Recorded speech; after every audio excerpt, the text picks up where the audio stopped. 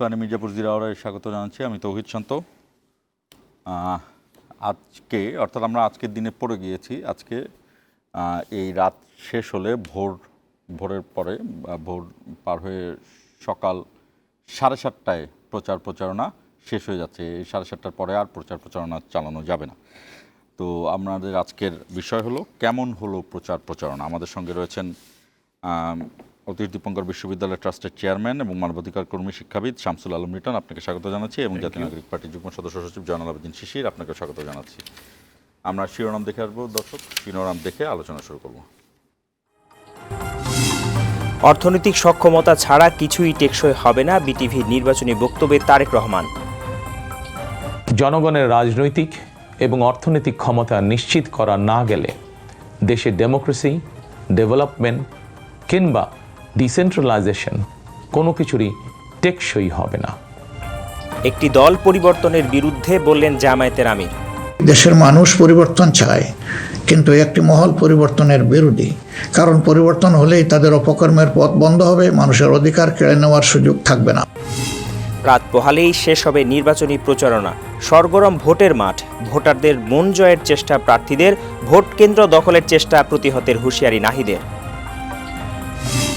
শেষ মুহূর্তের প্রচারণায় ব্যস্ত প্রার্থী সমর্থকরা। ঢাকা ৮ আসনে প্রচারণায় এগিয়ে মির্জা আব্বাস, সরব নাসিরুদ্দিন পাটোয়ারিও। দ্বৈত নাগরিকত্ব নিয়ে মুখোমুখি নাহিদ কাইয়ুম।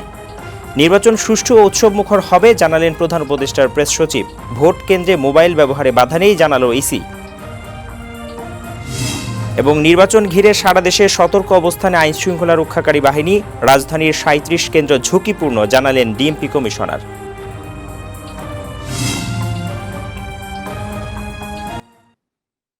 শুনছিলেন শিরোনাম। আমাদের অনুষ্ঠানটি ফেসবুক এবং ইউটিউব পেজে সরাসরি সম্প্রচারিত হচ্ছে। আপনারা চাইলে কমেন্টের মাধ্যমে আমাদের সঙ্গে যুক্ত হতে পারেন। শামসুল আলম লিটন, আপনাকে দিয়ে শুরু করি। সেটি হলো আজকে অনেকেই ভাষণ দিয়েছেন। ভাষণ বলতে হলো, আমি এটা জাতির উদ্দেশ্যে ভাষণ বলবো না, বক্তব্য বলবো। বক্তব্যই বলা উচিত, কারণ জাতির উদ্দেশ্যে ভাষণ তো সাধারণত ন্যাশনাল লিডার যিনি থাকেন তিনি দেন, প্রধানমন্ত্রী, রাষ্ট্রপতি। তারা এই নেশনকে অ্যাড্রেস করার সময় যেটি করেছেন সেটি হলো যে তারেক রহমান, বিএনপির নেতৃত্বাধীন জোটের যিনি নেতা, তিনি বলেছেন, তিনি অনেক কিছু বলেছেন। তার মধ্যে একটি বিষয় খুবই উল্লেখযোগ্য যে অতীতে বিএনপির শাসনামলে অনিচ্ছাকৃত কিছু ভুল ত্রুটি হয়ে থাকলে সেই জন্য দেশবাসীর কাছে আন্তরিকভাবে দুঃখ প্রকাশ করেছেন তিনি। এবং তিনি বলছেন যে অতীতের ভুল থেকে শিক্ষা নিয়ে অর্জনগুলোকে ভিত্তি করে বর্তমান ও ভবিষ্যৎ প্রজন্মের জন্য একটি নিরাপদ বাংলাদেশ গড়ার প্রত্যয় তার মধ্যে রয়েছে। এবং আগামী 12ই ফেব্রুয়ারি জাতীয় নির্বাচনে তিনি ধানের শীষে ভোট চেয়েছেন। একইভাবে এই বিটিভির এরকমের বক্তব্যেই জেনজি ও তরুণদের প্রত্যাশার এবং নারী সমাজের জন্য নিরাপদ এবং সম্মানের একটি নতুন বাংলাদেশ গড়ে তোলার জন্য দাঁড়িপাল্লা 11 দলীয় জোট প্রার্থীদের মার্কায় ভোট দিয়ে নির্বাচিত করার আহ্বান জানিয়েছেন জামাত ইসলামীর আমির ডাক্তার শফিকুর রহমান। তিনি 6টায় ভাষণ দেন, আর তারেক রহমান সোয়া 7টায় ভাষণ দেন। এই দুইজনের ভাষণের থেকে কেমন ভাইব্রেশন পাচ্ছেন? আপনার কি মনে হচ্ছে, ভোটাররা কোন দিকে কি যাচ্ছে না যাচ্ছে, আপনার বিশ্লেষণ কি? ধন্যবাদ। এটা নির্বাচনী ভাষণ। নির্বাচনে যে একসঙ্গে জাতীয় যে প্ল্যাটফর্ম, মিডিয়া প্ল্যাটফর্ম, সেখানে একটা রেওয়াজ আছে। যদিও বিদেশে এটা বিশেষ করে উন্নত গণতান্ত্রিক দেশগুলোতে এটা ডিবেট হয়, মানে ন্যাশনাল ডিবেট হয়, এবং ওই ডিবেটটা সরকারি গণমাধ্যমের চেয়ে পপুলার গণমাধ্যম, যেগুলো সম্পাদকীয় নীতিতে অনেক সম্পাদকীয় নীতি স্বচ্ছ এবং যাদের সম্পাদকীয় নীতি সম্পর্কে জনগণের মধ্যে সর্বোচ্চ এবং উন্নত ধারণা থেকে থাকে, তো সেটা এক এক দেশে এক এক টেলিভিশন এই লিডটি নিয়ে থাকে। তো সেখানে যেহেতু ডেভেলপমেন্ট সেক্টরে মিডিয়াকে অ্যাকাউন্টেবিলিটির অনেক সংস্থা আছে, সুতরাং মিডিয়া সেখানে আমাদের মতো এত স্বাধীন নয়। মিডিয়াকে অনেক সময় ভুলের অনেক মাশুল দিতে হয়, এবং সেটি গভর্নমেন্টের কাছে না। এটা তো কথা তো হলো যে মিডিয়াকে অনেক বেশি দায়িত্বশীল ওখানে আচরণ করতে হয়, কারণ মিডিয়াও যা ইচ্ছা তাই করতে পারে না। এটাই হচ্ছে ডেমোক্রেটিক সোসাইটি। এখানে কেউই স্বেচ্ছাচারিতার, আমি চাইলেই একজনকে মিডিয়া ট্রায়ালের মধ্যে ফেলে দিলাম, এটা হয় না। আমাদের দেশে মিডিয়া অ্যাকাউন্টেবিলিটির জন্য অনেকে শুধু সরকারের কাছে, কিছু হলেই সরকারের কাছে, এই ধরনের ব্যাপারটা ঠিক নয়। ডেমোক্রেটিক সোসাইটিতে মানুষের অনেক দায়িত্ব আছে। মিডিয়া সম্পর্কে মিডিয়াকে যারা অ্যাকাউন্টেবল করতে চান, যেমন আজকে এই ডিবেটটি তারেক রহমান সাহেব এবং শফিক রহমান সাহেবের এই ডিবেটটি যদি এইভাবে একটা জাস্ট, এটাকে আপনি কি বলতে পারেন, এটা মেকানিক্যাল, এটা এক ধরনের সেই অনেক বছর আগে থেকে যেরকম একটা বক্তব্য দুই মঞ্চ থেকে দেওয়া হয়, আজকেও দুই মঞ্চ থেকে ওনারা দিলেন, সেটা যদি আসলে একটু ডিবেট হতো তাহলে জাতি উপকৃত হতো এবং ভবিষ্যতে এখান থেকে সত্যিকার অর্থে কমিটমেন্টগুলো হোল নেশনের সামনে যখন নেতারা যখন কমিট করেন, এককভাবে যখন আপনি কথা বলছেন তখন আপনার একক দায়বদ্ধতা, আর আপনি যখন ডিবেটের সঙ্গে করছেন আপনার প্রতিদ্বন্দ্বী প্রার্থীর সঙ্গে, তখন কিন্তু দুজনের প্রতি এক ধরনের হোল নেশনকে নিয়ে কিন্তু একটা কমিটমেন্ট ওনাদেরকে রেজলিউশন ডিক্লেয়ার করতে হয়। প্রতিটি কথা কিন্তু রেফারেন্স হয়ে যায়। এখন কিন্তু যে নির্বাচনী যে ম্যানিফেস্টো আছে তার অনেক কিছুর মধ্যে স্পষ্টতা আছে, আবার অনেক কিছুর মধ্যে স্পষ্টতা থাকে না। তবে তারেক রহমান সাহেবের বক্তব্য থেকে একটা জিনিস খুবই প্রণিধানযোগ্য, যেটা গণতন্ত্রের জন্য অত্যন্ত ইম্পর্ট্যান্ট, সেটি হচ্ছে যে ভুল স্বীকার করা। কারণ এই 15 বছরে যে ফ্যাসিবাদ, এর পেছনে 111-কে দায়ী করা হয় এবং 111 আসার জন্য বাংলাদেশের দুই বড় রাজনৈতিক দলকে দায়ী করা হয় এবং সবচেয়ে বেশি দায় স্বাভাবিকভাবে বিএনপি যেহেতু ক্ষমতায় ছিল এবং শেষ মুহূর্তে তত্ত্বাবধায়ক সরকার নিয়ে যে বিতর্কটি হয়েছিল, সেই জন্য সমালোচকরা কিন্তু বিএনপির দিকেই অঙ্গুলি দেখিয়ে থাকে যে এটার জন্য দায় নেওয়া এবং ইমিডিয়েট পাস সরকারকেই আসলে রাজনৈতিক দায় একটু বেশি নিতে হবে, কারণ তারা তো চেয়ারে ছিলেন, ক্যাপ্টেন চেয়ারে।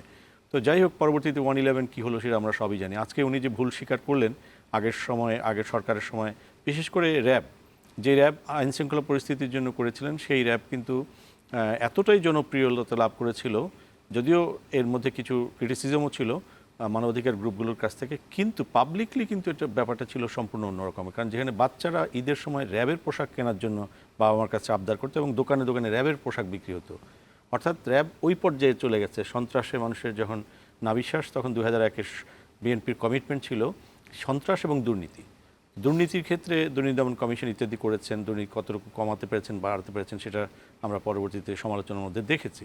কিন্তু এবং দুর্নীতি ওভারনাইট, এটা কিন্তু দুর্নীতিকে নির্মূল করাটা, এটা আসলে সমাজবিজ্ঞানের ভাষায় অথবা অর্থনীতির ভাষায় এটা কোনো রাইট টার্মিনোলজি না। দুর্নীতি নির্মূল সম্ভবত কোনো জায়গাতেই বলা হয়েছে যে সম্পূর্ণ না, নির্মূল শব্দটা ব্যবহার করা যায় না। দুর্নীতি নির্মূলটা আপনি বলতে পারেন, নিয়ন্ত্রণ করা যেতে না, পারে। এটা হচ্ছে এটাকে বলা যায় হচ্ছে পপুলিস্ট ল্যাঙ্গুয়েজ আর কি, যেটা আপনি বললেন কিন্তু আপনি যদি না করেন তাহলে তো জনগণের কাছে আপনার জবাবদিহিতা করতে হচ্ছে না, এরকম একটা ব্যাপার আর কি। তো নির্মূলের চেয়ে মানে ট্রেনের লাগাম টানার কথা উনি বলেছেন, আর এখানে উনি ভুল স্বীকার করেছেন। বিশেষ করে র্যাব পরবর্তী যে দৈত্যের রূপ নিয়েছে এবং সেই দৈত্যের যেহেতু ফাউন্ডার ছিল, উনি এগুলোকেই মিন করেছেন। দুর্নীতিটা যেভাবে কমানোর জন্য কমিটমেন্ট ছিল, সেটা সেই সরকার পুরোপুরি সফল হন নাই। তবে দুর্নীতির বিরুদ্ধে অনেক ব্যবস্থা নিয়েছেন। জনগণ মনে করে এক্ষেত্রে বিএনপি সতর্ক এবং বিএনপি সফল হওয়া উচিত ছিল। কারণ অন্য কোনো রাজনৈতিক দলও কি এরকম ভুল স্বীকারের ইয়েতে পাওয়া গিয়েছে, আপনারা পেয়েছেন? আসলে জামাত, যেমন ওনার প্রতিদ্বন্দ্বী এখন জামাত, এখন আর আমি আওয়ামী লীগ সম্পর্কে কথা বলে লাভ নাই, অথবা অন্য কোনো পার্টি সম্পর্কে কথা বলে কোনো লাভ নাই, কারণ এনসিপি তো কখনো পাওয়ারে যায়নি, অথবা নতুন একটা রাজনৈতিক পাওয়ারে গিয়েছে, জামাত হাফ পাওয়ারে গিয়েছে। হ্যাঁ, জামাত পাওয়ারে গিয়েছে। আবার জামাত যদি দাবি করে তাদের শুধুমাত্র 2 জন ছিল, সেই মন্ত্রীরা ভালো করেছে, এটা সত্য। কিন্তু এর মানে এটা নয় যে জামাতের কোনো দায় নাই। জামাত যদি পুরো সময়টা না থাকতো, যদি তারা প্রতিবাদ করতো যে এখানে অনেক জায়গায় এই জায়গায় দুর্নীতি হচ্ছে, আমি যখন আপনার সঙ্গে পার্টনারশিপে বিজনেস করব, তখন আমি কম আর বেশি সেটা কিন্তু কোনো ম্যাটার নয়। আমার কারণে যদি আমাদের যৌথ ব্যবসা ক্ষতি হয়, তাহলে আপনার উচিত হচ্ছে আমাকে আমার যে দায়িত্বজ্ঞানহীনতা এবং ব্যর্থতা, সেগুলোকে চিহ্নিত করে রেজলিউশন করা, এবং আমি যদি সেটা আবার না মানি, কারণ আমাদের কমন ইন্টারেস্ট, তাহলে কিন্তু আপনার রেজিগনেশন নেওয়া এবং আমার বিরুদ্ধে লিগাল অ্যাকশন নেওয়া। কারণ আমরা তো কতগুলো ডিক্লেয়ার করেছিলাম, শপথ নিয়েছিলাম যে আমরা এই রুট ধরে আমরা এই গোল নিয়ে আমরা কাজ করব। জামাত এক্ষেত্রে আমি মনে করি যে নৈতিকতার ভূমিকায় প্রশ্নবিদ্ধ হয়েছে, এবং এই ব্যাপারটি জামাত যেভাবেই বলুক না কেন, জামাত জোট সরকারের যে দায়ের একটি অংশ, সেটি কত বেশি অথবা কম সেটি জনগণ নির্ধারণ করবে, অথবা মিডিয়া তার ক্রিটিসিজমের মধ্যে বের করে নিয়ে আসবে। দায় নেওয়া যাবে না এবং পরবর্তীতে এটাকে নিয়ে আমি করব, এটা কিন্তু সঠিক কোনো ব্যবস্থা নয়। এবং রাজনৈতিকভাবে আপনি কৌশল বলতে পারেন, কিন্তু নৈতিক কৌশল এটি হতে পারে না। এবং জামাত তো কখনো তার ৭১-এর যে দায়, আপনি দেখুন জামাত প্রায় বলে যে আমরা বারবার আমরা ক্ষমা চাইছি। এই ক্ষমাটি অনেক সময়ই কন্ডিশনাল হয়েছে, এবং জামাতের ক্ষমা চাওয়াচ্ছে, ধরুন আপনি বললেন যে আমি একটা অনেক বড় গণহত্যা হয়েছে ৭১-এ, এবং গণহত্যায় যেহেতু রাজনৈতিক দায় আছে, যেহেতু তারা সরকারে জয়েন করেছিল, এবং এটাকে হয়তো জামাত কৌশলগতভাবে বলতে পারে যে আমরা তো অখণ্ডতার জন্য ছিলাম, অখণ্ডতার তো কোনো অপরাধ হতে পারে না, তাহলে সেই ক্ষেত্রে আপনাকে কিন্তু আর মানে আপনি ক্ষমা চাওয়ার কোনো ব্যাপার থাকে না। তার মানে what I did it was right. এখন আপনি ক্ষমা চেয়েছেন, কিন্তু ক্ষমা যে চেয়েছেন তার প্রথম কাজ হচ্ছে যেই সংগঠনটির নামে এই ঘটনাটি ঘটেছে সেই সংগঠনটির নাম বদল করা, কর্মসূচি বদল করা। কারণ এই জায়গাগুলোতে জামাত কিন্তু এক বিন্দুও কোনো সরে আসে নাই। ওই ইসলামী ছাত্র শিবিরের নাম চেঞ্জ না, ইসলামী ছাত্র সংঘ নাম পরিবর্তন যদি রাইট হয়ে থাকে, তাহলে জামাতের নাম পরিবর্তনটা ইসলামী কেন নাম হ্যাঁ, চেঞ্জ? তার মানেটা কি? তার মানে এটা হচ্ছে সবকিছুতেই আপনি যদি কৌশল করেন। তারা প্রতীকে চেঞ্জ এনেছে।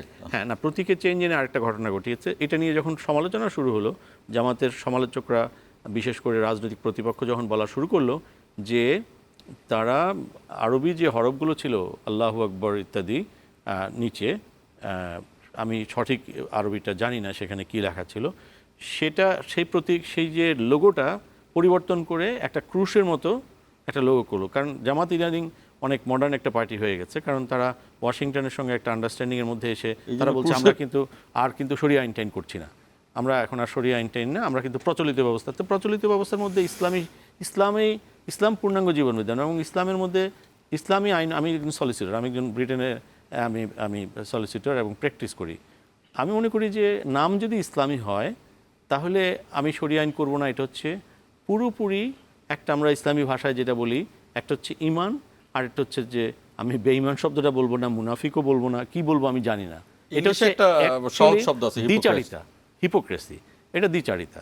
এখন কথাটা হচ্ছে যে আপনি কখন বলছেন, অথচ আমি দেওয়ালে দেওয়ালে দেখেছি আল্লাহর আইন চাই, সৎলোকের শাসন চাই। আল্লাহর আইনটা কি? আল্লাহর আইন তো শরিয়া। ছোটবেলায় প্রচুর দেখেছি এটা। হ্যাঁ, তো আল্লাহর আইন হচ্ছে শরিয়া। আমি মনে করি জামাতে ইসলামীর সবচেয়ে বড় ব্যাপার হচ্ছে জামাত ইসলামকে চেনা যায় না। আজকে এক কথা বলছে, কালকে আরেক কথা বলছে। 86 সালে আমরা শেখ হাসিনাকে সমালোচনা করি যে উনি জাতীয়, কিন্তু ওই নির্বাচনে জামাত ইসলামে গিয়েছে। ইয়েস, এবং জামাত ইসলাম সেখানে 10টি আসন নিয়ে, এবং পুরো পার্লামেন্ট থেকে জামাত আগে কিন্তু পদত্যাগ করেনি, জামাত পদত্যাগ করেছে শেখ হাসিনা আগে, ফলো করেছে।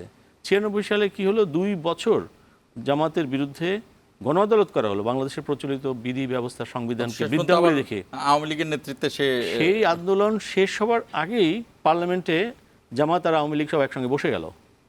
অর্থাৎ আপনি এই 2008 সালে যখন 111 তারা দেখলো, মুখে বললো এটা দিল্লির একটা, হ্যাঁ, জামাতের আন্তর্জাতিক ইয়েতে দেখা গেছে যে তারা পাকিস্তান হওয়াও বিরোধিতা করেছিল। 47, 71, 86, 96 জামাতকে আমরা চেনা যায় না। আজকে এক কথা, কালকে আরেক কথা। সবচেয়ে বড় কথা হচ্ছে আপনার নাম হচ্ছে শান্ত, মিস্টার শান্ত, আমি আপনাকে অ্যাড্রেস করতে হবে, আপনি বলছেন না, আপনি আমাকে কিন্তু অ্যাড্রেস করবেন না, এটা আপনি আমাকে অ্যাড্রেস করবেন রুবেল। মানে এটা কিন্তু হয় না রাজনীতিতে। তারপর আবার ধর্ম কি নিয়ে দেখুন, আমি মনে করি কি, ধরেন আমার আল্লাহ খুশি হবে, এটা আল্লাহ আল্লাহ আল্লাহ, মানে প্রতিটা মিনিটে 100 বার যদি আল্লাহকে ভোটের মধ্যে নিয়ে আসা যায়, 300 আসনে তো জামাত জিতবে না। ধরেন 101টা আসনে, 2টা আসনে অথবা 200 আসনে জামাত হেরে যাবে। তার মানে কি, আমি একটা রাজনৈতিক দল তার হারাটাকে আল্লাহর বিজয়ের হারার সঙ্গে নিয়ে গেল, আল্লাহ মানে নাউজুবিল্লাহ। আমি এটা কত ভয়ঙ্কর, ভালো করে আপনি চোখ বন্ধ করে চিন্তা করেন। জয়নাল আবেদিন শিশিরের কাছে আসতে চাই। আপনারা তো জামাতের জোটে আছেন, জামাতের আমির যেটি বলেছেন, জেনজি ও তরুণদের প্রত্যাশার এবং নারী সমাজের জন্য নিরাপদ এবং সম্মানের একটি নতুন বাংলাদেশ গড়ে তোলার জন্য দাঁড়িপাল্লা ও 11 দলীয় জোট প্রার্থীদের মার্কায় ভোট দেওয়া উচিত। তিনি ভোটারদেরকে এই আহ্বান জানিয়েছেন। তিনিও 6টার সময় এই ভাষণে বলেন। এছাড়াও তিনি তার ফেসবুক পোস্টে একটি ইয়ে দিয়েছেন যে জামাত সংখ্যাগরিষ্ঠতা অর্জনের দ্বার প্রান্তে।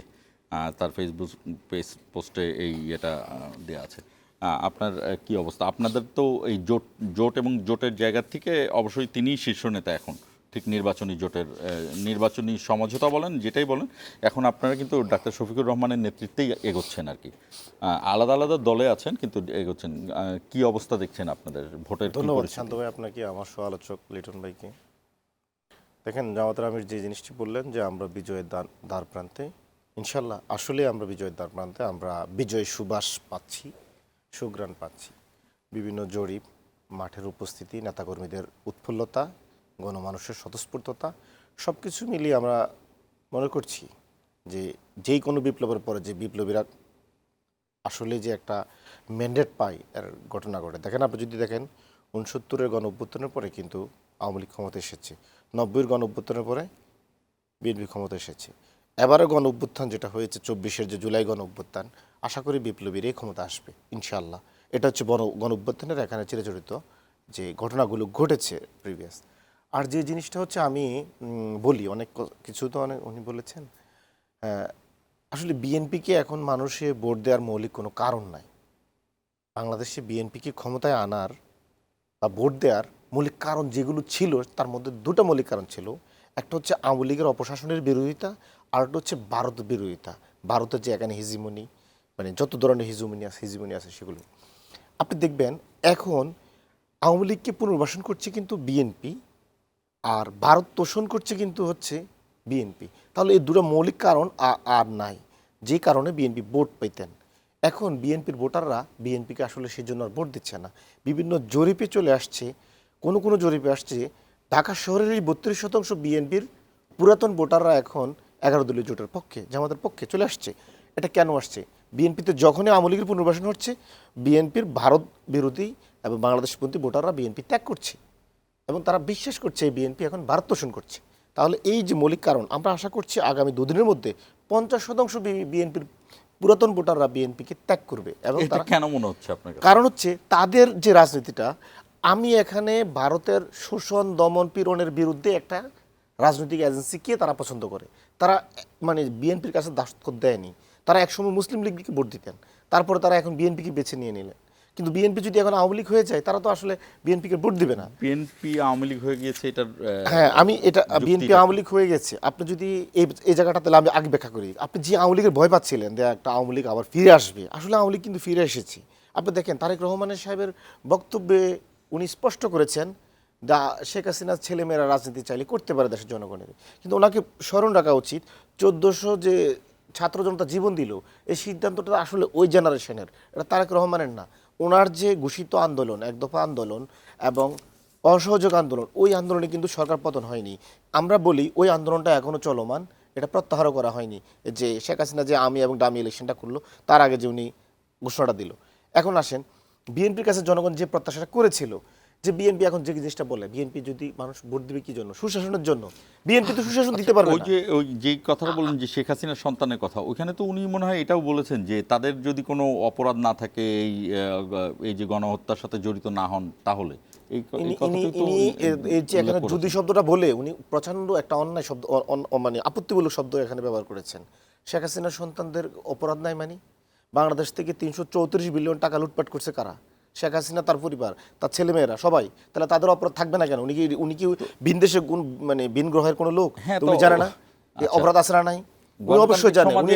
উনি আপত্তিকর শব্দ ব্যবহার করেছে। এটা এটা এটা এই জেনারেশন ওনাকে এই কথা মানে গ্রহণ করেনি, এবং ওনার এই কথা আশা করি এদেশে গ্রহণীয় কখনো হবে না। কাউকে রাজনীতি করতে না দেওয়া, যেটা আওয়ামী লীগ করেছিল, ওই একই কাজ কি আসলে জামাত? আমি সে জায়গায় আসছি, আপনার এই প্রশ্নটা উত্তর শেষে দিব।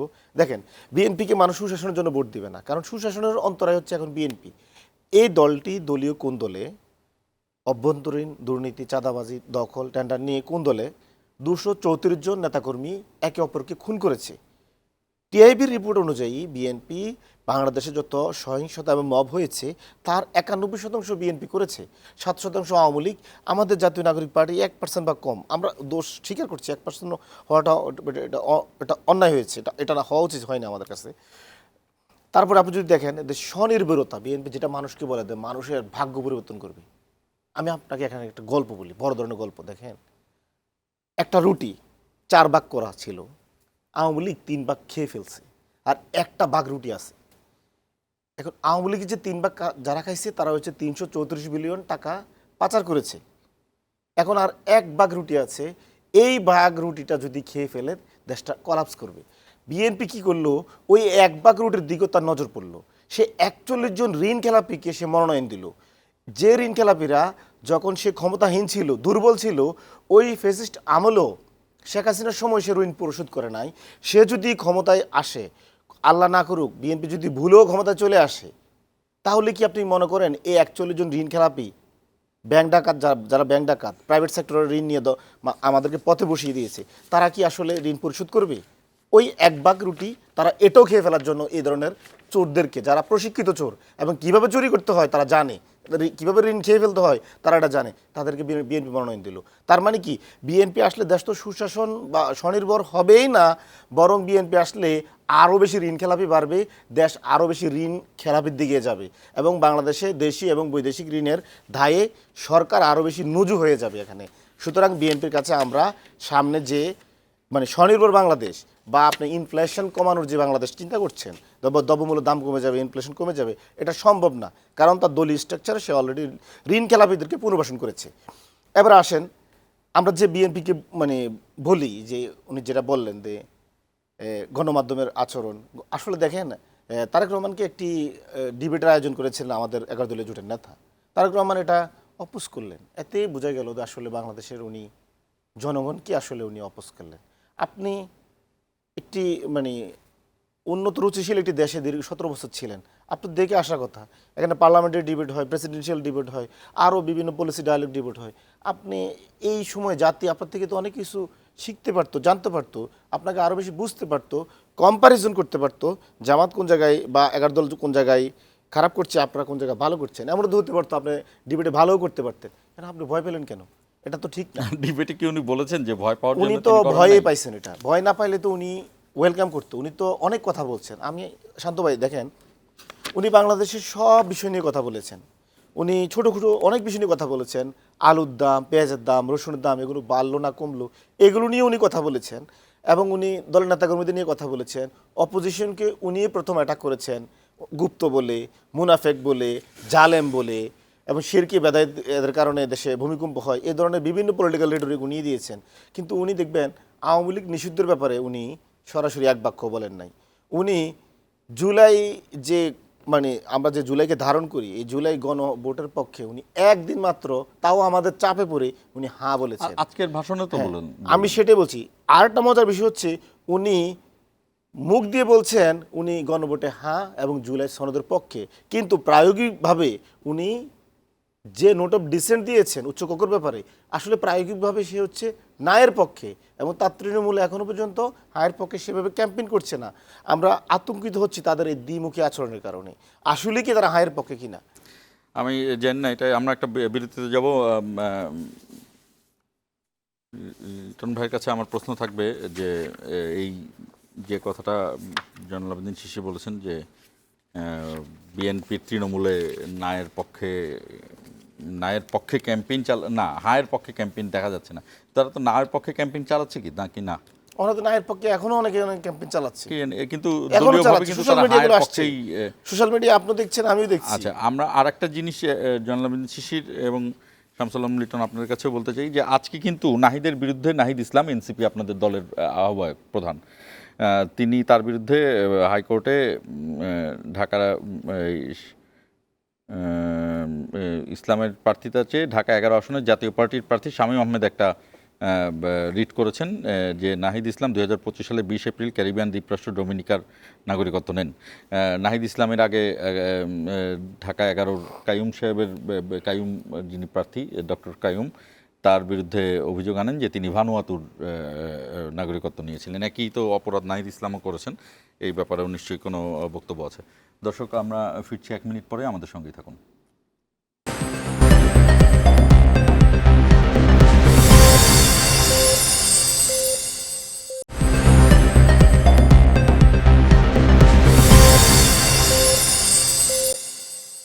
আবার স্বাগত ইস্পাহানি মির্জাপুর জেলার। আমাদের অনুষ্ঠানটি কিন্তু ফেসবুক এবং ইউটিউব পেজে প্রচারিত হচ্ছে, আপনারা চাইলে কমেন্টের মাধ্যমে যোগ দিতে পারেন।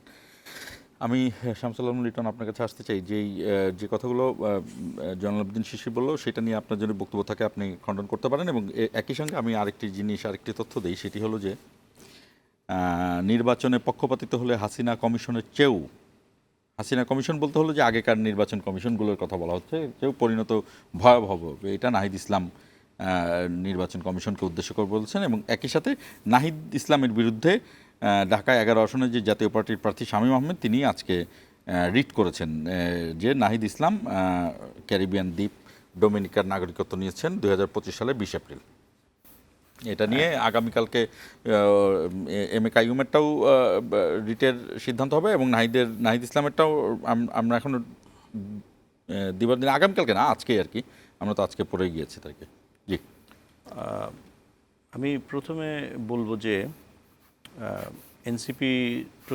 এনসিপির যারা জুলাই যোদ্ধা তাদের সকলের প্রতি আমার সর্বোচ্চ শ্রদ্ধা। যেমনিভাবে 1971 মুক্তিযুদ্ধে দেশ মাতৃকাকে স্বাধীন করার জন্য যারা জীবন বিলিয়ে দিয়েছিলেন এবং 90-এ যারা জীবন দিয়েছিলেন। দেখুন, স্বাধীনতা মুক্তি কিন্তু ফ্রি না, মুক্তি অনেক রক্তের বিনিময় হয়, অনেক ত্যাগের বিনিময় হয়। এখানে শিশির বসে আছেন, তাদের অনেক প্রত্যেকের স্যাক্রিফাইস এক একটা করে স্টোরি। এবং আমি নিশ্চিত হয়তো আমি এখন আমার স্যাক্রিফাইসের কথা বলবো না, this is not the right moment, but আমার কোনো অধিকার নাই কোনো আন্দোলন সংগ্রামে শহীদদের যে ত্যাগ, শহীদরা দেয়ালে কী লিখেছেন সেটা ভালো করে রিসার্চ করতে হবে।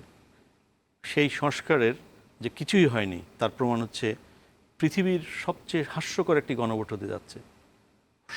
সম্ভবত আমি এবং আমার মতো বহু লোকই এর ভেতরে পজিটিভিটির কারণে হয়তো হ্যাঁতে ভোট দিতে পারেন, কিন্তু অনেক দুঃখ এবং বেদনা নিয়ে, ঠিক যেই বেদনা নিয়ে এনসিপি এটাতে সাইন করেনি,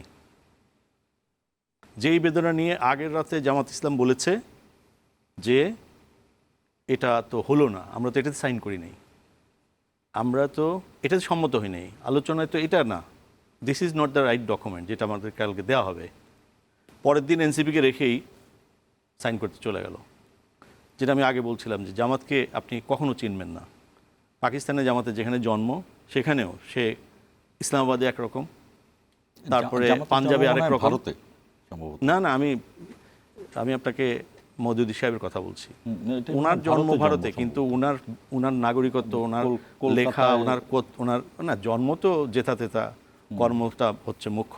না, জামাত ইসলামে কি পাকিস্তানে জন্ম হয়েছে? আমি যতটুকু জানতাম যে আমি মওদুদী সাহেবের আমি এটা জন্মটা, আচ্ছা না ঠিক আছে, পাকিস্তানের সীমারেখার মধ্যে হইলেও ওই সময় তো ভারত ছিল আর কি। হ্যাঁ, বিএনপির জন্ম হচ্ছে ব্রিটিশ ভারত, জিয়াউর রহমান সাহেবের হাতে, সেটা যেই সালে আমি সেই আবু আলা মওদুদীর হাতে। আমি বলছি যে মওদুদী সাহেব একজন পণ্ডিত ব্যক্তি ছিলেন, 40 বছর আমির ছিলেন। না, উনি পণ্ডিত ব্যক্তি ছিলেন, উনি জামাত ইসলামের আদর্শগত প্রতিষ্ঠাতা এবং ওনার আদর্শ ধরেই কিন্তু এই দলটি পরিচালিত হয়। এর মধ্যে কোনো ভালো মন্দ আমি বলছি না, এটা ওনারা কি আদর্শ নিয়ে রাজনীতি করুন ওনাদের ব্যাপার, বিএনপি কি আদর্শ নিয়ে রাজনীতি করুন সেটা আমার আপনার ব্যাপার না, ওনাদের ব্যাপার। কিন্তু আপনি পাকিস্তানি এই যে পার্লামেন্টের চিফ হুইপ এই গত 1-1.5 মাস আগে একটা কথা এরকম কথা বলছিলেন যে ইসলামাবাদে এক রকমের আমাদের একটা অপোজিশন আছে, 6 নম্বর অপোজিশন সম্ভবত এখন, যে কখনো 10-20টাও পায় নাই, সেন্ট্রালে রাজ্যে কিছু পায়। তো উনি বলছিলেন যে আমাদের একটা অপোজিশন আছে ক্ষুদ্র, এখানে এক চেহারা, পাঞ্জাবে গেলে চেনাই যায় না, পাকিস্তানে গেলে মনেই হয় না এটা পাকিস্তানের কোনো পার্টি। হ্যাঁ, তো অর্থাৎ সেখানে সেপারেটিস্টের মতো রোল প্লে করে। অর্থাৎ এই দল, একটা রাজনৈতিক দলকে আমরা এখন চিনতেই পারলাম, অর্থাৎ যেখানে তার জন্ম সেখানেই কেউ চিনতে পারে না, বিভিন্ন ধরনের রোল। আমি মনে করি পলিটিক্যাল পার্টির জনগণের সঙ্গে ধোঁকা দেওয়ার কোনো রাইট নাই। এবং জামাত ইসলামের রাজনৈতিক ইতিহাসটা এটা অনেক, তারা বলতে পারে একটা ক্যাডার ভিত্তিক পার্টি, যেমন কমিউনিস্ট পার্টি একটা ক্যাডার ভিত্তিক পার্টি। তারা বলতে পারে তারা ভিকটিম, ডেফিনেটলি আওয়ামী লীগ বিচারের নামে ক্যাঙ্গারু কোর্ট বসিয়ে সেখানে বিচার হয়নি। সেখানে কিন্তু আওয়ামী লীগ, আমি একজন লয়ার, আমাকে কনভিন্স করতে পারি না যে এটা বিচার। সুতরাং তারা ভিকটিম। তাদের প্রধান নেতাদেরকে যেভাবে ফাঁসি দেওয়া হয়েছে, আমি মনে করি বিএনপি ক্ষমতায় আসলে এটারও একটা কমিশন করে এই যে ক্যাঙ্গারু কোর্টের মাধ্যমে যে বিচারকে এবং রাষ্ট্রকে কলঙ্কিত করার চেষ্টা বিচার করা উচিত। অ্যাট দ্য সেম টাইম জামাতের যে ইতিহাস তো আর আমরা কেউ চেঞ্জ করতে পারবো না, জামাত নিজেও চেঞ্জ করতে পারবে না, এবং জামাতের নিজে চেঞ্জ করতে আগ্রহী না, সেটার প্রমাণ হচ্ছে তার দলের দায় সে স্বীকার করতে রাজি আছে যে আমরা তো ক্ষমা চেয়েছি, কিন্তু অরিজিনাল ড্রেস অ্যান্ড অরিজিনাল যে সব এগুলো কিন্তু চেঞ্জ করতে রাজি না। আবার ছাত্র সঙ্গে এটা চেঞ্জ করে ফেলে। তো so it's a peculiar situation. যেমন পিকুলিয়ার হচ্ছে গণভোট। আপনি দেখেন গণভোট হয় কী নিয়ে? ডক্টর মোহাম্মদ ইউনূসের শাসন এবং তিনি যে সংস্কার প্রস্তাবনা নিয়ে তিনি যে উদ্যোগ গ্রহণ করেছেন, এই ব্যাপারে আপনারা একমত কিনা? ডক্টর ইউনূসের শাসনের এই যে আমলের যে প্রত্যাশা, এখন এখানে কি আছে? এই গণভোটের মধ্যে কি আছে? আপনি ধরেন, আমরা কি ফরিদপুর আর কুমিল্লাকে বিভাগ ঘোষণার জন্য করব? আমি তো আমার নোয়াখালী অঞ্চলে এটা নিয়ে আগুন জ্বলে যাবে।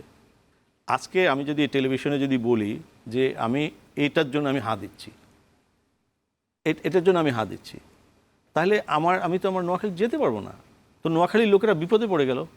ফরিদপুরের লোকেরা মনে করতেছে যে ফরিদপুর তো খুবই ইম্পর্ট্যান্ট একটা আমাদেরকে আলাদা করে কোটা দিয়ে শেখ হাসিনা আমাদেরকে বিভিন্নভাবে এভাবে অ্যাবিউজ করে আমাদেরকে সারা দুনিয়ার ছোট করে ফেলছে। আরও যদি 5টা বিভাগ দরকার হয় আমরা তখন করব। আমাদের আর গোপালগঞ্জ, ফরিদপুর এইসব হওয়ার তো দরকার নাই। কথা হচ্ছে আচ্ছা আর কি এজিবিকে 2 ভাগ করতে হবে, এগুলো সব এটার ভিতরে আছে।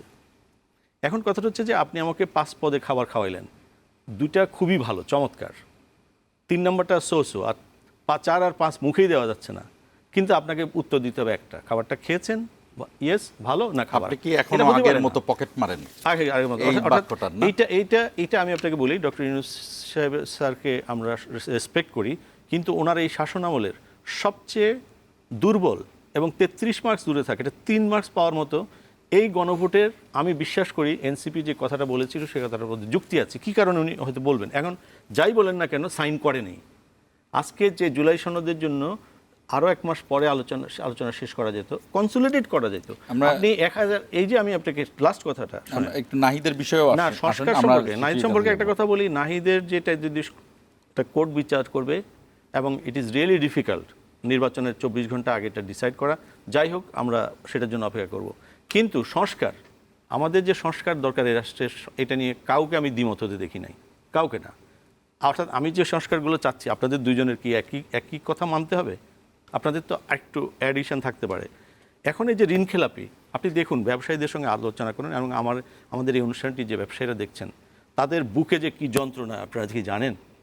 14%, 15%, 16% দিয়ে ব্যবসা করতে হয়। আর গত 15 বছরে আপনি যদি জয় বাংলা স্লোগান আর মানে বাবা মেয়ে আর নাতির স্তুতি না করেন তা আপনার ব্যবসাকে মানে হাফিজ করে দেওয়ার জন্য কি না করেছে এই ব্যবসায়ীরা, যাদের শত শত, দেখুন বিএনপি আর জামাতের ব্যবসায়ীরাই বেশি, কারণ এরা ডানপন্থী, এরা মুক্ত বাজারে ব্যবসায়ী, এরা উদ্যোক্তা, এরা ব্যবসা করে করে দেশের ইকোনমিকে আজকে এই পর্যায়ে আনছে।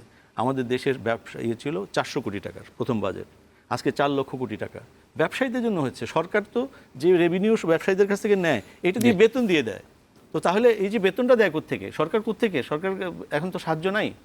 তাইলে এখন এই ব্যবসায়ীদেরকে আপনি ঋণ খেলাপি নিয়ে যে আজকে এইটা সংস্কার করা দরকার ছিল, যে আমাদের রাষ্ট্রের 2-3%-এর বেশি ইন্টারেস্ট হবে না মেশিনারির উপরে, র মেটেরিয়ালের উপরে 5% খেলাপি যারা বিএনপিতে আছে তাদের কিন্তু আমি প্রত্যেকের আমি কথা কিন্তু আছে যে এখানে তারা রিশিডিউল করার তাদের না আমি ঋণগুলো। বিএনপি আর আওয়ামী লীগের কথা এখানে অথবা জামাত ইসলামের কথা বলছি না।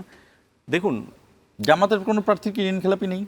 ঋণ খেলাপি না, অলিগার্ক পর্যন্ত আছে। অলিগার্ক আজকে আছে তো, এখানে হ্যাঁ। একটা টেলিভিশন এই ঢাকা শহরে হচ্ছে 300-350 কোটি টাকা খরচ করে, সেই টেলিভিশন সেই কোম্পানি জামাত সমর্থিত বলে আমরা সবাই জানি, এবং সেই মিডিয়া গ্রুপ 700 কোটি টাকা ভুয়া কাগজের উপর নিয়েছে। Oligarch, that is oligarch. Oligarch, হ্যাঁ, তো আমার কথা অলিগার্কের হচ্ছে কি? বিরুদ্ধে তো না, এনসিপির ঋণ খেলাপি আন্দোলন ছিল। না, সংস্কারটা কি? সংস্কার হচ্ছে ম্যানুফ্যাকচারিংয়ের জন্য, ব্যবসার জন্য বান্ধব পরিবেশ তৈরি করা। যে 50,000-এর উপর দেবে তার ট্যাক্স সিলিং কমাতে হবে, কারণ সে তো কন্ট্রিবিউট করছে। তো এই সংস্কারগুলো দরকার ছিল। দেখুন এইসব প্রয়োজনীয় সংস্কার না করে কিভাবে গলা কাটা অর্থনীতি, গলা কাটা ব্যাংকিং, আপনি তো ব্যবসায়ীদের জন্য রিয়েল ফাইন্যান্স যেটা ভেঞ্চার ক্যাপিটাল এবং শেয়ার বাজার থেকে টাকা নেওয়া, এটাই হচ্ছে উন্নত বিশ্বের আসলে। আমরা এই বিষয়টা নিয়ে ওই সংস্কারই হলো না, কি সংস্কার হলো? জনগণ কি? আচ্ছা শান্ত হয়ে আপনি আমাকে বলেন, আজকে এখানে যদি কল থাকতো, আজকে যদি আপনি এখন যদি বলতেন, বুকে হাত দিয়ে বলেন এই প্রস্তাবের মধ্যে কোন কোন সংস্কার, ওই 2-3-4 সংস্কার যেটা বলতো 10 বছর উপর কক্ষ নিচু কক্ষ, এটা তো বিএনপি জোটই আগে বলেছে। এখানে হোয়াটস নিউ? 31 দফার মধ্যে বিএনপি ছিল। জয়নাল শিশির, গণভোটে হাঁ জিতলে দেশ পাল্টে যাবে, প্রধান উপদেষ্টাও এই বক্তব্য দিয়েছেন। ভোট কেন্দ্রে শেষ পর্যন্ত মোবাইল নেয়ার সিদ্ধান্ত হলো। এটি নিয়ে একটি কর্মসূচি শুনেছিলাম যে সম্ভবত একটি কর্মসূচি হতে পারে যে নির্বাচন কমিশন ঘেরাও করা বা শেষ পর্যন্ত সেটি হয়নি। তার আগেই নির্বাচন কমিশনের সচিব এটি সিদ্ধান্ত দিলেন। আর নাহিদ ইসলামের এই বিষয়টিকে কোনো ব্যাখ্যা আছে কিনা আপনাদের? নাহিদ ইসলামের এই বিষয়টি হচ্ছে বিএনপি তো এখন আর কিছু পায় না। নাহিদ ইসলাম এটা বিএনপি করেনি, কিন্তু এটা জাতীয় পার্টি। আমি বলতেছি ওই জাতীয় পার্টি বিএনপি, জাতীয় পার্টি বিএনপি, যেমন আওয়ামী লীগ বিএনপি, জাতীয় পার্টিও বিএনপি, সিপিবিও এখন বিএনপি করে, এবং ইন্ডিয়াও বিএনপি করে, বিএনপি আবার ইন্ডিয়া করে। এনসিপি কি জামাত করে? তো আমরা তো অবশ্যই জামাত জোটের সাথে আছি। জামাত আমরা জামাত জোটের সাথে আছি তো অকপটে তাহলে বলতেছি কি জামাত করা হয়ে গেল? না, আমরা জামাত জোটের সাথে আছি। তো আমরা যেটা বলতেছি এই যে এখন ধরেন নাহিদ ইসলাম প্রমাণ সহ দেখাইলেন যে কাইয়ুম সাহেবের দেশের বাইরে উনি অনেকবার গিয়েছেন এবং এটা প্রমাণ সহ দেখাইলেন। এখন একটা কাউন্টার তো দেয়া লাগবে, একটা ভুয়া কাউন্টার দিল। ইনশাল্লাহ আগামীকাল হয়তো আদালত সিদ্ধান্ত দিবে, আশা করি আদালত ন্যায়ের পক্ষে থাকবে। আর যে জিনিসটা আপনি বললেন যে উনিও বললেন যে ইসির ব্যাপারটা, দেখেন আমরা শুরু থেকেই বলেছি ইসি পক্ষপাতমূলক আচরণ করছে। তাকে 2008 সালের ওই পাতানো ইলেকশন রোগ ধরছে। ইসির ব্যাপারে আমি কিছু বলি নাই। আপনি বলেছেন না আমি বলি নাই, আমি বলেছি ওই যে এই ইসিকে যে দেখেন, হুমকি দিয়েছে, হ্যাঁ আমি সেটা ইসিকে হুমকি দিয়েছে নাহিদ ইসলাম, সেটা আমি বলেছি। এই যে ইলেকশনের আর 72 ঘন্টা সময় নাই, কারোর সাথে আলাপ আলোচনায় নাই, একদম তার এখতিয়ার বহির্ভূত সে একটা প্রজ্ঞাপন দিয়ে দিল। কার সাথে আলোচনা করলো? এর তার প্রয়োজনটা কি? স্টেক হোল্ডারের সাথে আলোচনা করে নাই। এবং যে কাজটা করলো সে একটা অন্যায় করেছে, তার বিচার হওয়া উচিত।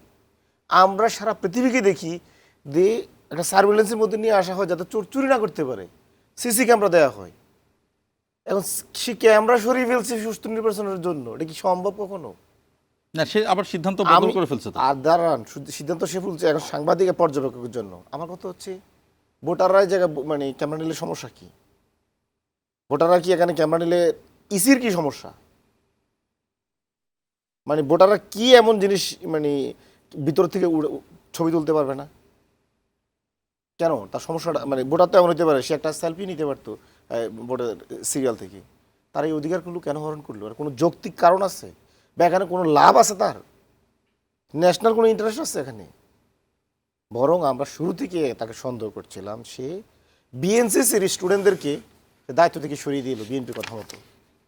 সে ঋণ খেলাপিদেরকে এখানে বিএনপির চাপে পড়ে মির্জা ফখরুল ইসলাম আলমগীর থেকে শুরু করে বিএনপির লোকজন মব করে এসির সামনে ঋণ খেলাপিদেরকে সে সুযোগ করে দিল। অথচ সে বললো যে আমি অনেক কষ্ট নিয়ে ঋণ খেলাপিদের দিচ্ছি। আপনাকে এখানে কষ্ট নিয়ে ঋণ খেলাপিদেরকে দেওয়ার জন্য আপনাকে এখানে দেওয়া হয়েছে? ছিলেন তো বেকার মানুষ।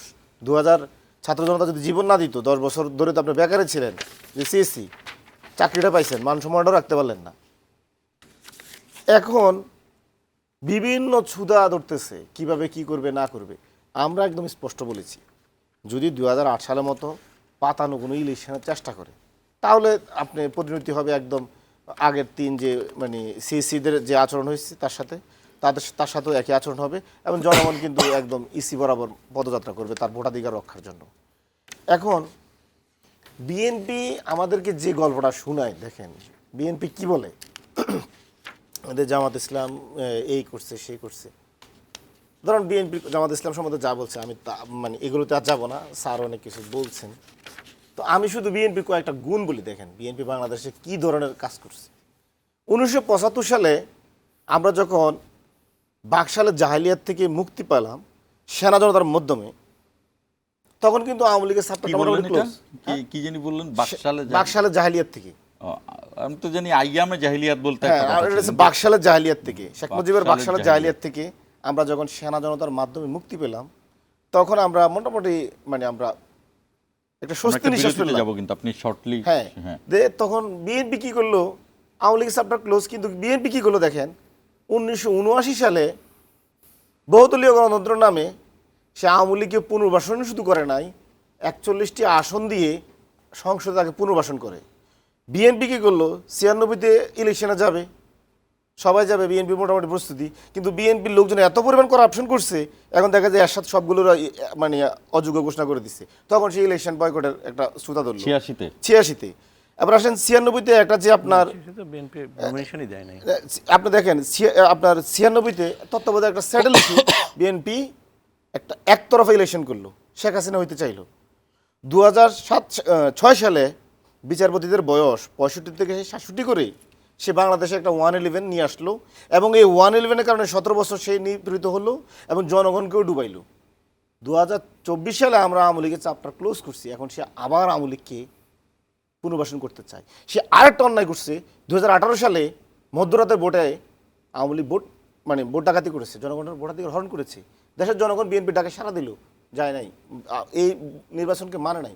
বিএনপি দেশের জনগণের সাথে মুনাফিকি করছে বরাবর এবং তারা সংসদে গেল।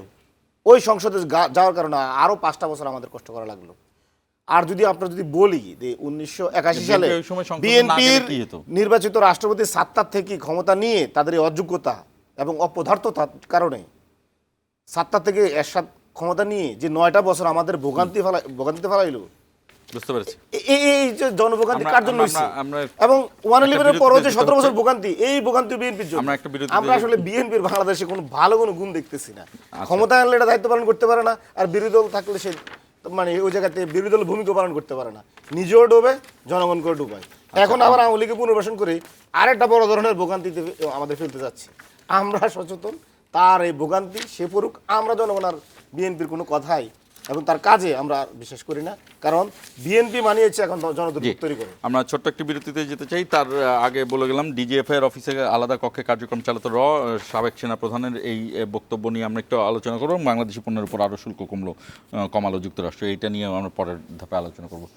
দর্শক আমাদের সঙ্গেই থাকুন, 1 মিনিট পরে ফিরছি।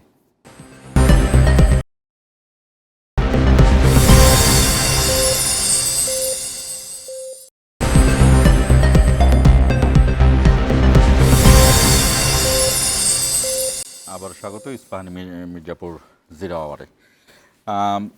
একটু নির্বাচনের বাইরে আসতে চাই। গতকালকে একটু আমার মনে হয় আপনি ওনার বক্তব্য আলোচনা করতে পারেন, তবে তার আগে আমি আলোচনাটি বলি যে আমরা আইকেবি বলতে চিনি ইকবাল করিম ভূঁইয়া, জেনারেল ইকবাল করিম ভূঁইয়া, তিনি একটা কথা বলেছেন যে রয়ের কিছু ব্যক্তি নিয়মিত ডিজিএফের অফিস ভিজিট করতো এবং সেখানে যে 7টি মিটিং রুম ছিল তার একটিতে তাদেরকে কাজ করতে দেওয়া হতো, অর্থাৎ অফিসে আলাদা কক্ষে কার্যক্রম চালাতো র হলো ভারতীয় গোয়েন্দা সংস্থা।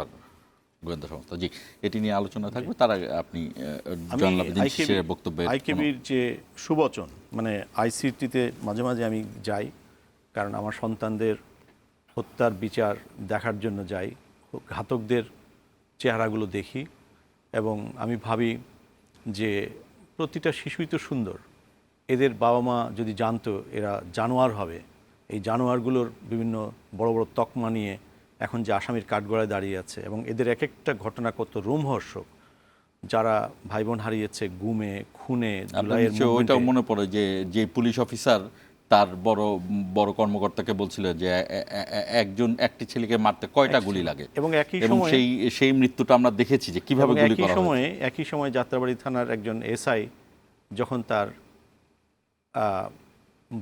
সন্তানের মৃত্যুর খবর পায় তার সহযোগীদের গুলিতে, অসংখ্য এরকম। আমার কথাটা ঠিক জানেন, এবং সে মারা গিয়েছে সেই সময় আইকেবি সাংবাদিকরা জিজ্ঞেস করবেন, এবং আমার বন্ধুরা যারা কাজ করেন তারা কি জিজ্ঞেস করবেন এই কচুক্ষেতে রয়ের হেড কখন থেকে চালু হয়েছে। যদি 2011 সালে পাবলিক পারসেপশন যেটা আছে, টিপাই মুখ নিয়ে আন্দোলন যেটি শুরু হয়েছিল সিলেট থেকে, সেই আন্দোলন ইলিয়াস আলী, সেটিই ছিল তার অপরাধ। আমরা অনেক ঘাটাঘাটি করে দেখেছি ইলিয়াস আলী ইমিডিয়েট পাস 2011 সালে আওয়ামী লীগের কাকে বিরক্ত করেছে, কাকে কি করেছে, যার জন্য তাকে একদম অ্যাসিড দিয়ে পুড়িয়ে ফেলতে হবে। এবং তিনি যখন জাতীয় নেতা, অর্গানাইজিং সেক্রেটারি বিএনপির মতো দলের, যাকে 2011 সালের 20 বছর আগে আমরা যখন 88-89 ইউনিভার্সিটিতে ভর্তি হই, তখনও এরশাদের বাহিনীও অ্যারেস্ট করেছে, কিন্তু মারার সাহস পায় নাই পুলিশ কখনো। আমি বলি যে নৈতিক শক্তি, ঢাকা বিশ্ববিদ্যালয়ে যারা রাজনীতি করতো, স্ট্রিটে যারা রাজনীতি করেছে, তাদের যে নৈতিক শক্তি, সামাজিক যে শক্তি, সকলের সমর্থন, সেখানে সম্ভব ছিল না।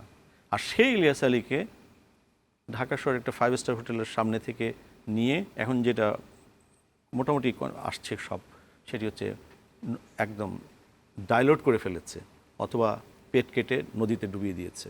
এটাই হয়তো শেষ পর্যন্ত সাক্ষ্যতে আসতে পারে, সেভাবেই কথা হচ্ছে। এখন কথা হচ্ছে যে যদি সেই ঘটনার সঙ্গে, এবং আমরা অনেকেই বিশ্বাস করি যারা এইসব নিয়ে কাজ করেছি গত 24 বছর, তারা এক একটা গুমের ঘটনা এক একটা জাতির জন্য, ওরকম নৃশংস ঘটনা হয়তো শতাব্দীতে একটা ঘটে, সেরকম ঘটনা মাসে মাসে এক এক মাসে 5টা 7টা 10টা করে। আমি তো শিশিরের কথা শুনছিলাম, আর মনে হচ্ছিল যেন আমরা জুলাই মাসে মুক্তি পেয়েছি। আমরা জুলাই শহীদদের প্রতি অবমাননা হয়ে যাবে যদি এই কথাটা বলা হয়।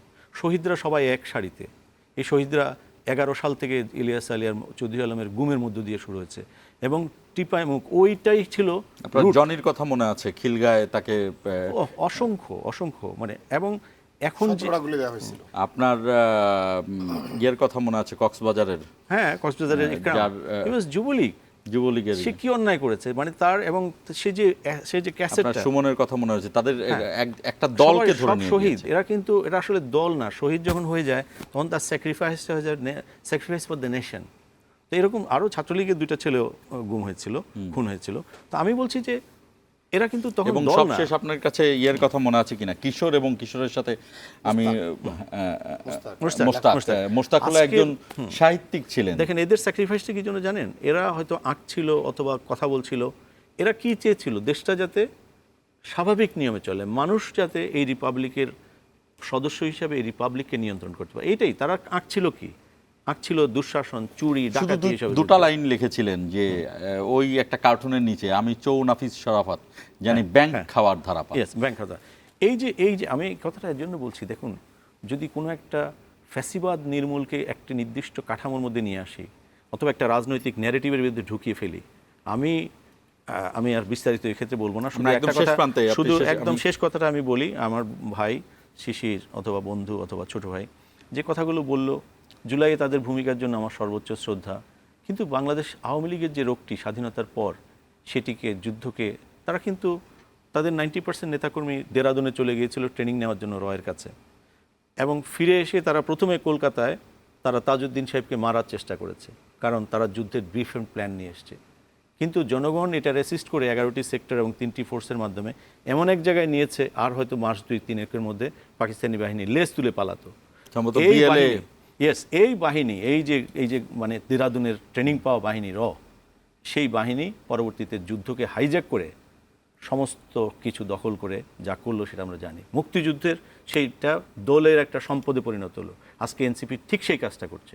এনসিপি শহীদদের কাছে অপরাধী হয়ে থাকবে এবং জামাতের অংশ হয়ে তারা ইতিহাসের সঙ্গে সিদ্ধান্ত নিয়েই করেছে, এবং সেই সিদ্ধান্তের সঙ্গে যারা ভোট দিয়েছে সেই সিদ্ধান্তের সঙ্গে অনেকে চলে গেছে। এটা এনসিপির জন্য দুর্ভাগ্য যে তারা জাতির প্রত্যাশা পূরণে ব্যর্থ হয়েছে। কিন্তু আমি এখানে যে পরিসংখ্যানটি শিশি দিয়েছে, আমি তাকে রিকোয়েস্ট করব, ইয়াংদের ইতিহাস জানতে হবে সূক্ষ্মভাবে এবং সঠিকভাবে। এখানে বহুদলীয় রাজনীতি মানে বহুদলীয় রাজনীতি, কারণ আজ পর্যন্ত বহুদলীয় রাজনীতিতে কাউকে তো ডিডাক্ট করার কোনো সুযোগ নেই, সব পার্টিকেই বহুদলীয় সুযোগ দিতে। আজকে আওয়ামী লীগের যে বিচারটি হচ্ছে, আজকে শাহবাগ যে অন্যায় করেছে, এনসিপি একই কথা বলছে। এনসিপি কিভাবে জানে কোর্ট আওয়ামী লীগকে ব্যান করবে, অথবা কোর্ট আওয়ামী লীগের উপরে সাময়িক নিষেধাজ্ঞাটি যেখান থেকে শুরু হয়েছিল যে আদালতের রায় কখনো বলে দেওয়া যায় না। কোর্ট কিন্তু এমনও ডিরেকশন দিতে পারে আওয়ামী লীগ নামে কোনো রাজনৈতিক দলের জন্ম আর হতে পারবে না, দিতে পারে, সেটা তার ততক্ষণ পর্যন্ত কিন্তু আপনাকে আমরা ঠিক করে দিতে পারি না যে রায় এটাই হওয়া উচিত। এই জন্য আমার মনে হয় যে এই অ্যাসিড টেস্ট, এই নির্বাচন রিপাবলিক গড়ার জন্য, এটার জন্যই এই শহীদের আত্মত্যাগ। দলীয়করণ করা যাবে না, আল্লাহ খোদাকে বিক্রি করা যাবে না। আমি উনি যেটা বললেন এর সাথে সম্পূর্ণ দ্বিমত করছি। যে আদালত বিএনপি এবং বিএনপির নেতাদের কথা শুনে শাহজালাল ইউনিভার্সিটির ছাত্রদের ভোটাধিকার হরণ করে, এবং ওই আদালত এনসিপির কথা শুনে, এটা কেউ বিশ্বাস করবে না। এই আদালতের অ্যাটর্নি জেনারেল হচ্ছে বিএনপি পদধারী নেতা। এছাড়াও উনি যেটা বললেন যে নির্বাচন কমিশন বিএনপির কথা শুনে ছাত্র বিধায় বিএনসিসির মানে আমাদের ক্যাডেটদেরকে নির্বাচন থেকে সরিয়ে রাখে, সেটা আমাদের পক্ষ যাচ্ছে, এটা উনি বললেন। আর উনি বললেন ইতিহাসে এখন এই উপদেষ্টা পরিষদটা, এই উপদেষ্টা পরিষদে বিএনপি তালিকা থেকে কয়জন লোকজন আছে আর আমাদের কয়জন লোক আছে, দেখেন পুরোটা রাষ্ট্র কুক্ষিগত করলো বিএনপি, দায় দেওয়া হচ্ছে আমাদের তো দুজন ছিল, বের হয়ে চলে আসছে। আপনাদের তো কেউ বের হয় না এখনো। আপনাদের যে লোকগুলো দিচ্ছেন, একটা লোক বের হয়েছে এখনো সরকার থেকে, বলেন না যে আপনাদের বের হয়েছে একটা লোক, আপনারা তালিকা দেন নাই? তালিকা ধরে ধরে আমরা বলে দিব। এখন তো ডক্টর ইউনূস স্যার নিজেই বলতেছে, ডক্টর ইউনূস তো আপনারা তো পারেন নাই যে আপনাদের লোক দিয়ে ডক্টর ইউনূসের ভূমিকাটা পালন করাইতে। এখন আবার বলছেন দেশে পরিসংখ্যান আসছে, দখলের 91% আপনারা, সহিংসতা 91% আপনারা করতেছেন, এবং ক্ষমতা এনজয় করতেছেন 91%। আবার দায়িত্ব হবে এরকম যদি হতো বাংলাদেশের মানুষ চিন্তা করত, তাহলে তো ধন্যবাদ আপনাদেরকে। শামসুল আলম লিটন, আপনাকেও ধন্যবাদ। দর্শক, 12ই ফেব্রুয়ারিতে নির্বাচন, সেই নির্বাচনের দিকে জাতি তাকিয়ে আছে। আমরা একটি সুষ্ঠু ভোটের অপেক্ষায় রয়েছি। শেষ করছি ইস্পাহানি মির্জাপুর 0 আওয়ার।